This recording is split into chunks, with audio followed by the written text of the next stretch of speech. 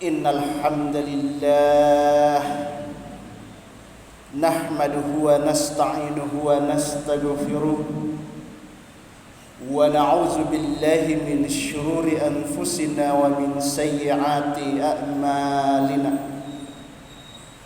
May yahdihillahu fala mudilla lahu wa may yudlilhu fala hadiyalah. Ashhadu an la ilaha illallah wahdahu la syarika lah wa ashhadu anna Muhammadan abduhu wa rasuluh. Allahumma salli wa sallim ala sayyidina Muhammadin wa ala alihi wa sahbihi ajma'in, amma ba'd. Faya ayyuhallazina amanu taqullaha haqqa tuqatih wa la tamutunna illa wa antum muslimun. Faqad qala Allah ta'ala fil Qur'anil Karim, wa laqad khalaqnal insana wa na'lamu ma tuwaswisu bihi nafsuhu wa nahnu aqrabu ilaihi min hablil warid. Faqala aidan wa huwa ma'akum aina ma kuntum. Sadaqallahul azim. Hadirin sekalian, sidang jamaah Jumat yang insyaallah dirahmati serta dimuliakan oleh Allah Subhanahu wa taala. Puji dan syukur senantiasa kita panjatkan kehadirat Allah Subhanahu wa taala atas segala limpahan rahmat dan karunia-Nya kepada kita semua, sehingga kita dapat berkumpul di tempat yang penuh mubarakah ini. Tiada maksud dan tujuan lain kecuali semata-mata untuk mendekatkan diri kita kepada Allah Subhanahu wa taala. Salawat berangkaikan salam semoga senantiasa tercurahkan keharibaan junjungan kita Nabiullah besar Muhammad sallallahu alaihi wasallam. Beliaulah sang pembawa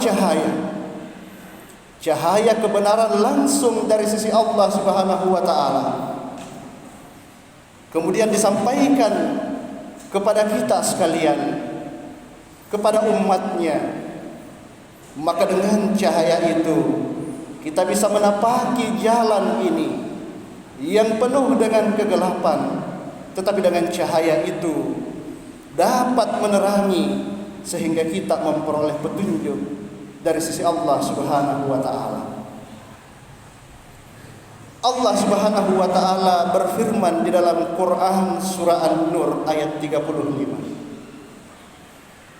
Allahu nurus samawati wal ardh. Allah adalah pemberi cahaya bagi langit dan bumi.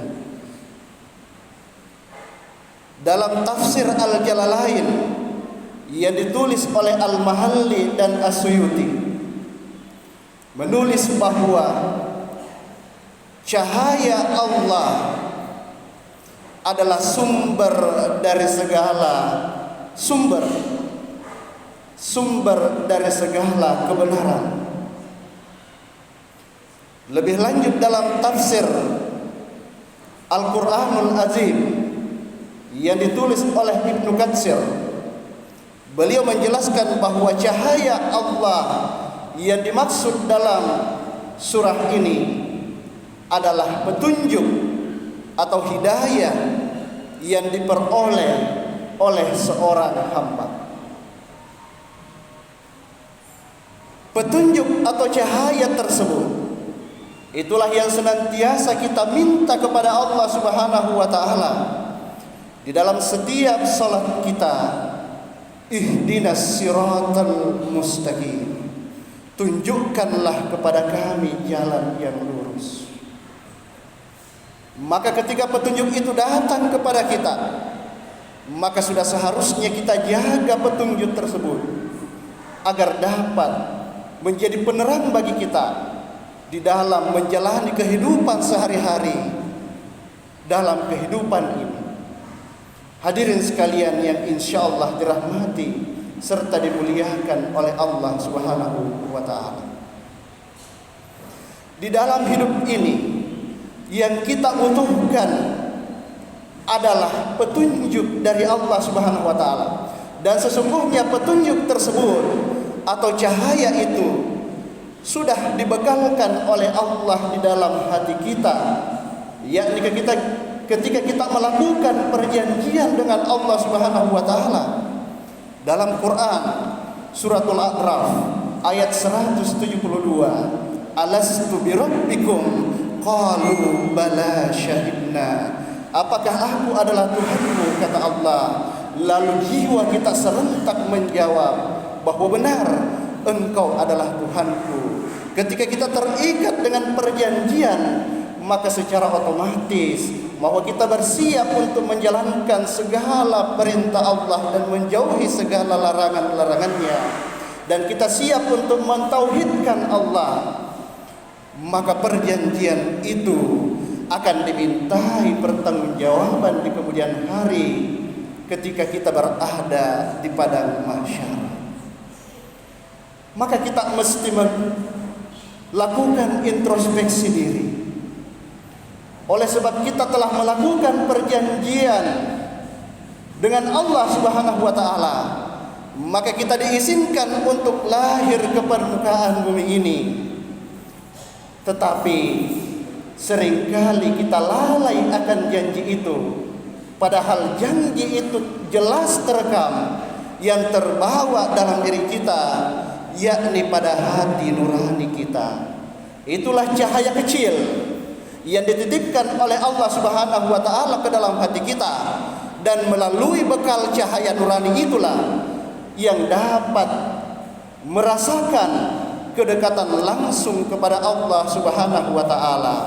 Cahaya yang dititipkan ke dalam diri kita itulah yang dapat menyaksikan keesaan Allah, yang dapat menjadi penerang bagi kita ketika kita hendak tergelincir, maka hati nurani ini senantiasa mengingatkan di dalam diri kita. Tetapi yang terjadi adalah kita seringkali tergelincir di dalam lembah kemaksiatan. Qalbu yang sejatinya adalah fungsinya untuk mengingatkan kepada kita, tetapi dengan kita sering melakukan maksiat-maksiat kepada Allah Subhanahu wa taala, maka qalbu yang di dalamnya tersimpan secara hakikat hati nurani kita yang selalu mengingatkan kita kepada kebaikan, itu senantiasa tertutupi akibat dari dosa-dosa dan maksiat yang kita lakukan. Kalau diibaratkan qalbu itu ibaratnya adalah seperti cermin, maka cermin itu dapat memantulkan cahaya ketika disimpan di bawah sinar terik matahari, maka ia bisa memantulkan cahaya ke berbagai penjuru kemanapun kita arahkan cermin tersebut. Tetapi manakala cermin tersebut tertutupi oleh debu dan kotor, maka sungguh cermin itu tidak bisa memantulkan cahaya dengan baik. Maka inilah perumpamaan dari hati kita, bahwa hati kita mestinya dapat memancarkan, dapat memantulkan cahaya kebenaran dari sisi Allah, kemudian kita sebarkan ke segala penjuru. Jika hati kita bersih, maka ia dapat menangkap sinyal kebenaran dari Allah, lalu kemudian terimplementasi dalam kehidupan kita sehari-hari.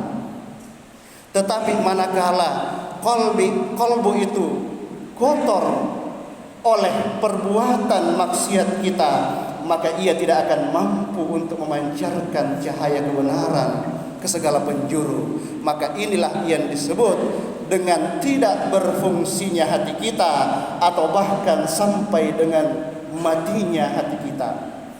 Olehnya itu, orang-orang mukmin yang senantiasa hatinya diterangi dengan cahaya ilahi, maka ia akan terbebas dari perbuatan-perbuatan keliru maka ia akan senantiasa melakukan perbuatan baik, senantiasa menjaga amal soleh dimanapun ia berada, baik itu kesalehan individu maupun kesalehan sosial senantiasa dijaga dalam kehidupan sehari-hari.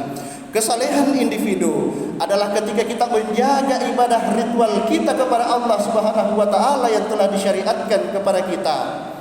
Dan ibadah sosial adalah implementasi dari ibadah individu yang kita lakukan. Salat 5 waktu adalah contoh daripada ibadah individu atau kesalehan individu yang kita lakukan. Maka sudah semestinya salat 5 waktu kita itu dapat kita dirikan bukan hanya sekedar dilaksanakan, tetapi pada hakikatnya mendirikan salat 5 waktu kita adalah dengan memasukkan nilai-nilai salat itu ke dalam diri kita, sehingga nampaklah perbuatan kita dalam sehari-hari ada nilai salat kita yang terpancar di situ. Di dalam salat kita membaca alhamdulillahirabbil alamin, segala puji hanya milik Allah. Maka ketika dalam keseharian kita masih berbuat untuk dipuji oleh makhluk Allah, untuk dipuji oleh orang lain, maka sungguh kita belum mendirikan nilai-nilai salat tersebut. Di dalam salat kita ruku menghadap ke bawah, mestinya itu menjadi isyarat bagi kita bahwa kita perlu untuk memperhatikan orang-orang di sekeliling kita. Barangkali di sekeliling kita masih banyak orang-orang yang membutuhkan pertolongan kita, membutuhkan bantuan kita. Dan ketika kita salat, kita tutup dengan salam ke kanan dan ke kiri. Itu pertanda bahwa kita siap menebarkan keselamatan, kita siap menebarkan kedamaian dengan siapapun yang berada di sekeliling kita. Maka alangkah kontradiksinya ketika kita sehabis sholat, maka kita kembali kemudian menyakiti orang-orang di sekeliling kita. Berarti kita belum mendirikan nilai-nilai sholat, baru sekedar melaksanakan dan tidak lebih dari sekedar menggugurkan kewajiban. Hadirin sekalian yang insya Allah dirahmati dan dimuliakan oleh Allah Subhanahu wa ta'ala, di dalam hidup ini tujuan utama kita, misi utama kita, Allah telah jelaskan kepada kita, wa ma khalaqtul jinna wal insa illa liya'budun. Tidaklah aku menciptakan jin dan manusia melainkan semata-mata adalah untuk beribadah menyembahku. Maka kata ibadah di situ mestilah kita garis bawahi bahwa ibadah dalam artian ibadah sosial maupun ibadah individu. Harus ada keterkaitan di antara kedua ibadah tersebut. Sebab hakikatnya apapun yang kita lakukan di permukaan bumi ini, itu semuanya dapat bernilai ibadah di sisi Allah Subhanahu wa ta'ala. Tetapi yang penting adalah kita melaksanakan atau melaksanakan kuncinya, yakni kunci daripada ibadah kita itu adalah sholat 5 waktu. Sebab yang akan menjadi pembuka ibadah-ibadah kita yang lainnya nantinya adalah sholat 5 waktu kita. Maka sekalipun kita melakukan kebaikan-kebaikan yang lain, tetapi ibadah sholat 5 waktu kita abaikan dan kita sholat hanya sekedarnya saja, maka sesungguhnya kita telah menyia-nyiakan kebaikan-kebaikan yang lain yang telah kita kumpulkan dengan susah payah. Dan ibadah bukan hanya terbatas pada ibadah ritual semata, tetapi ibadah yang diharapkan adalah dalam setiap sendi-sendi kehidupan kita mestinya bernilai ibadah, agar kita tidak menjadi orang-orang yang merugi hidup di permukaan bumi ini. Sebab hidup di permukaan bumi ini adalah sesuatu yang sangat singkat. Maka alangkah meruginya kalau kita tidak maksimalkan kesempatan hidup tersebut dan kita menyia-nyiakan sebagaimana yang difirmankan oleh Allah Subhanahu wa taala dalam Quran surah Al-Asr, wal asri innal insana lafi khusr. Demi waktu sesungguhnya manusia itu betul-betul berada di dalam kerugian. Kenapa kita merugi? Karena kita telah menyia-nyiakan kesempatan kita hidup di permukaan bumi ini dengan menghabiskan sisa hidup kita dengan kemaksiatan. Maka jangan sampai kita menyesal nanti pada saat sakaratul maut diperhadapkan kepada kita, maka harta segunung emas pun tidak akan mampu untuk menangguhkan usia kita. Walaupun harta kita sebanyak apapun, tidak akan menangguhkan usia kita walau sedetik pun. Ketika tiba waktunya, maka alangkah bahagianya kalau selama hidup ini kita isi dengan amalan-amalan soleh, kita isi dengan ibadah kepada Allah Subhanahu wa taala. Apapun profesi kita, apapun pekerjaan kita, apapun yang kita lakukan, mestinya bernilai ibadah di sisi Allah Subhanahu wa taala. Agar kita menjaga salat kita dan niat kita dalam kehidupan sehari-hari, apapun yang kita lakukan, maka kita niatkan itu semata-mata karena Allah Subhanahu wa taala. Olehnya itu, marilah senantiasa kita menjaga cahaya yang selalu kita minta kepada Allah dalam 5 kali sehari semalam tersebut. Ketika cahaya itu sudah ada dalam hati kita, maka akan terasa ringanlah segala ibadah yang kita lakukan. Tidak ada unsur keterpaksaan di dalamnya, karena kita beribadah kepada Allah atas dasar sifat al-mahabbah atau kecintaan kepada Allah Subhanahu wa taala. Kita beribadah kepada Allah atas dasar rasa al-khauf kepada Allah, rasa takut kepada Allah, rasa takut akan siksa Allah yang amat pedih ketika kita mengingkari perjanjian yang telah kita ikrarkan di hadapan Allah Subhanahu wa taala. Dan dalam keseharian kita hiasi ibadah kita dengan sifat raja atau mengharap, senantiasa mengharap ridha Allah semata-mata. Jika ini ada dalam diri kita, maka insya Allah kita akan terjaga dari perbuatan-perbuatan maksiat. Jika kita bekerja dalam keseharian kita, maka kita tidak perlu diawasi oleh orang-orang yang berada di atas kita. Kita tidak perlu diawasi oleh atasan kita, sebab dalam hati kita ada pengawas utama kita, yaitu hati nurani kita yang senantiasa terpancar dan senantiasa tersambung kepada cahaya Allah Subhanahu wa taala. Sebagai kesimpulan, khairun nas anfa'uhum linnas, sebaik-baik manusia adalah yang bermanfaat bagi sesamanya. Maka marilah kita manfaatkan waktu kita, sisa waktu kita hidup di permukaan bumi ini, karena kita ibaratnya adalah seorang perantau yang hidup di dunia ini. Jangan sampai kita menjadi perantau yang melupakan kampung halamannya dan melupakan keluarganya, melupakan anak-anaknya di kampung. Janganlah kita menjadi perantau yang melupakan tugas utama kita, karena kita akan hendak kembali kepada Allah Subhanahu wa taala dan akan dimintai pertanggungjawaban yang telah kita ikrarkan. Mudah-mudahan kita semua menjadi orang-orang yang beruntung dan senantiasa menjaga cahaya Allah yang telah dititipkan ke dalam hati kita, menjaga kesucian kalbu kita, menjaga kebersihan hati kita, agar senantiasa diharapkan hati itu bisa memancarkan kebaikan yang terimplementasi dalam keseharian kita, melalui perbuatan kita, melalui lisan kita, dan juga melalui kebersihan hati kita. Barakallahu lakum fil Qur'anil azim wa nafa'ni wa iyyakum bima fihi minal ayati wa zikril hakim wa taqabbal minni wa minkum tilawatahu innahu huwal ghafurur rahim.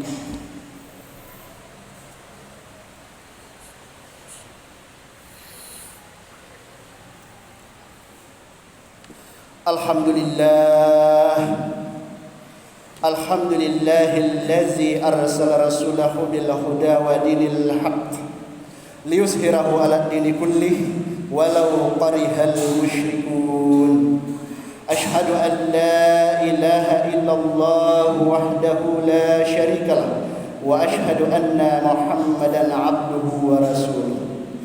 Ya ayyuhallazina amanu taqullaha haqqa tuqatih wa la tamutunna illa wa antum muslimun. Innallaha wa malaikatahu yusalluna 'alan nabi ya ayyuhallazina amanu sallu 'alaihi wa sallimu taslima. Allahumma salli ala Sayyidina Muhammadin wa ala ali Sayyidina Muhammadin kama sallaita ala Sayyidina Ibrahim wa ala ali Sayyidina Ibrahim wa barik ala Sayyidina Muhammad wa ala ali Sayyidina Muhammadin kama barakta ala ali Sayyidina Ibrahim fil alamin innaka Hamidum Majid.